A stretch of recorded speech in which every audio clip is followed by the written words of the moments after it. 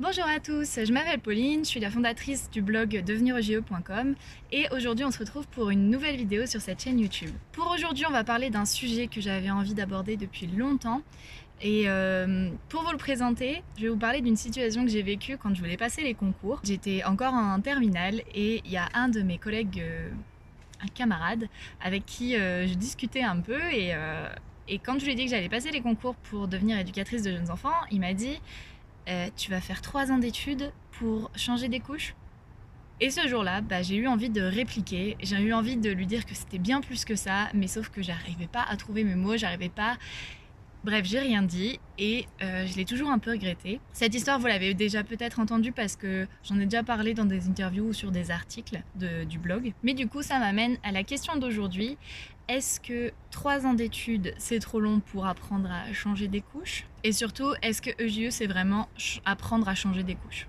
Alors pour ça, je vous en ai tiré 4 idées que je vais développer un peu plus dans cette vidéo. Alors d'abord, cette réflexion qu'il a eue, là, ce camarade de classe, ça vient, je pense, du fait qu'on pense que c'est facile en fait de travailler avec les enfants, que c'est vraiment pas compliqué, que c'est assez simple à faire, et pourquoi il faudrait faire des études et pourquoi il faudrait en faire 3 ans surtout. En fait, quiconque aura un jour gardé des enfants dans sa vie, gardé sur une journée de babysitting par exemple, était avec des enfants, je sais pas, avec ses neveux, nièces, cousins, rien qu'une journée, saura que c'est absolument faux. Je me souviens au début, quand je faisais du babysitting, rien que une soirée, une journée de babysitting, ça demande énormément d'énergie d'être auprès des enfants, ça demande beaucoup de questionnements aussi, quelle activité on va pouvoir faire avec eux la journée, en fonction des âges qu'ils ont. Des fois, face à des réactions, on se dit mais comment je vais réagir? Qu'est-ce que je peux faire? Je sais pas comment faire. Donc, ça montre bien que c'est pas évident en fait de travailler avec des enfants. Je me souviens les journées de babysitting quand je rentrais le soir, mais j'étais épuisée. Donc quelqu'un qui fait ce genre de réflexion, je pense que c'est quelqu'un qui n'a jamais passé une journée seule avec des enfants. Et il est resté sur l'idée que être avec des enfants, c'est pas compliqué. Les enfants, de toute façon, c'est toujours bien, ça se passe toujours bien, c'est toujours facile. Mais en fait, ils sont tous tellement différents que ça peut jamais être évident d'être avec des enfants. Et en fait, ce sentiment-là d'être épuisé le soir quand on a passé une journée avec un ou deux enfants, il faut se dire que en tant que JE, on travaille plus avec des groupes d'enfants. En général, on est sur des accueils collectifs. Donc, il faut imaginer cette même fatigue qu'on avait vécue avec un enfant multipliée par le nombre d'enfants qu'il y a dans la collectivité. Parce que chaque enfant est individuel, chaque enfant a besoin d'un accompagnement singulier. Donc, le sentiment qu'on avait avec un enfant, là, il va être multiplié par 15, par 18, parfois par 24 enfants. Donc, effectivement, c'est pas simple et ça demande de faire des études ou au moins des petites formations.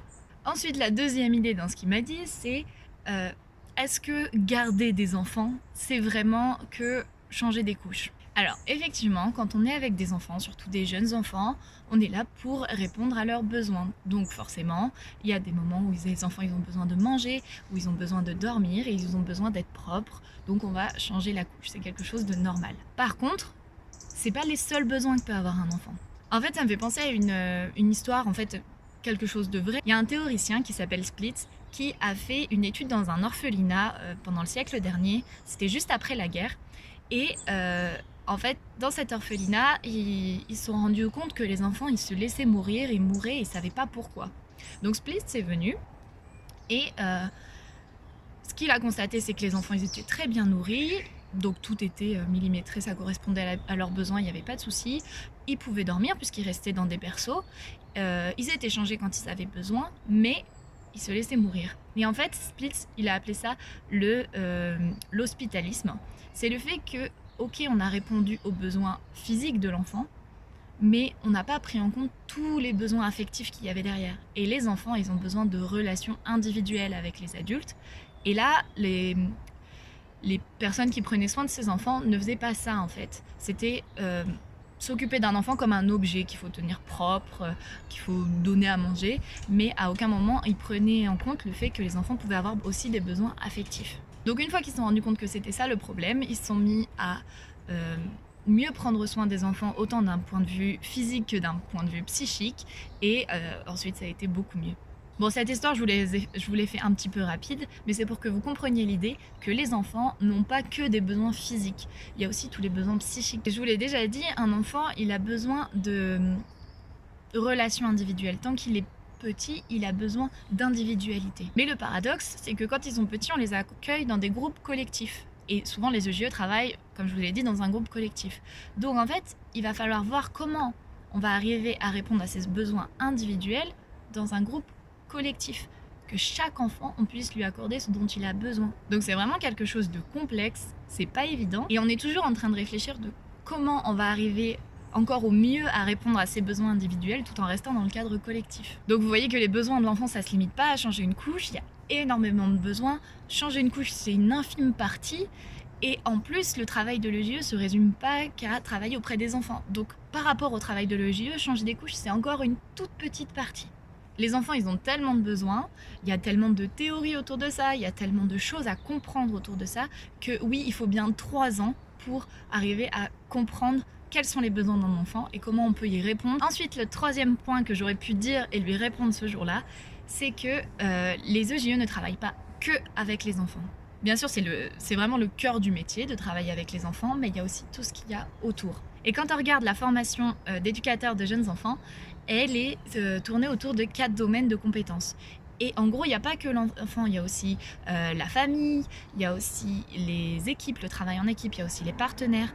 Donc le travail avec les enfants, ça représente le cœur du métier, mais il y a tout ce qui tourne autour. Par rapport à ce fait de changer une couche, ça veut dire que s'occuper des enfants, c'est que déjà un quart du travail de l'EJE.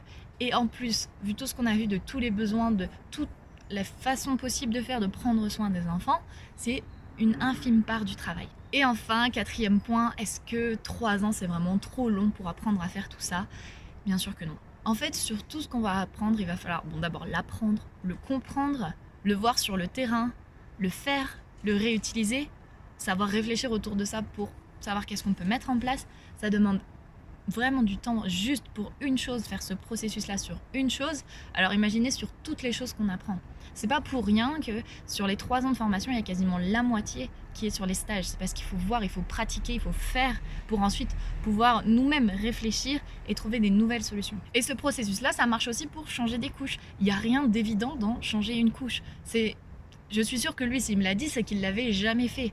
Parce que pour changer une couche, quand on le fait en crèche, il y a tout un sorte de protocole à suivre, bien faire toujours du plus propre au plus sale. Et du coup, pour ça, il faut comprendre pourquoi on fait du plus propre au plus sale, qu'est-ce que ça peut faire à l'enfant si on le fait pas, comment ça s'organise ensuite pour nettoyer le plan de change, je sais pas, il y a plein de choses en fait complexes derrière qu'on se rend pas compte. Mais sur une collectivité, ça se passe pas pareil que sur un enfant en individuel. Donc vraiment ce processus de apprendre, comprendre, voir, faire, réutiliser, penser par soi-même pour le refaire. Enfin, c'est vraiment un processus qu'on va faire sur tous les éléments qu'on va apprendre pendant la formation.